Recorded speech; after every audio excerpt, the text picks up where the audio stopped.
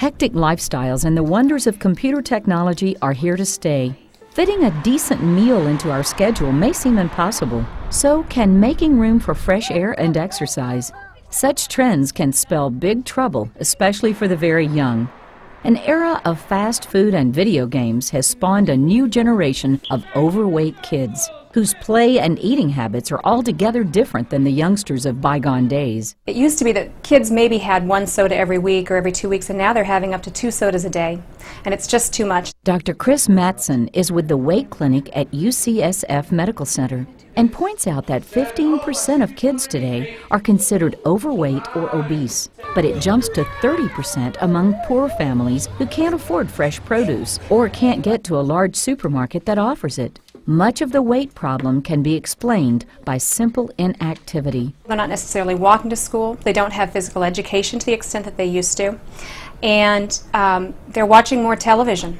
TV not only keeps kids on the couch, it can lead to a bad diet. The problem is that what kids see on television is almost all junk food. In fact, there's almost no nutritional food that's advertised on TV.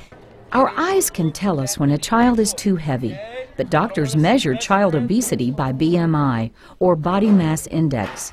That is to say, a person's weight relative to their height and age. BMI tends to peak around 6th grade.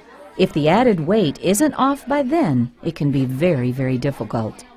And if you're overweight in 6th grade, there's a really high chance you're going to be overweight in high school and then as an adult. Dr. Lisa Dana is with Golden Gate Pediatrics in San Francisco. She says kids often spend a great deal of time in the care of a grandparent or other relative. And of course, we want to feed our grandchildren and our nieces and our nephews.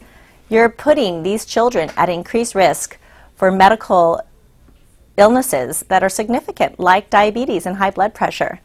And if the relative serving in the role of guardian is also suffering from one of these diseases, there's an even greater chance the child will share in it. So your 6th grader might have the same disease that your grandmother has, and that's serious.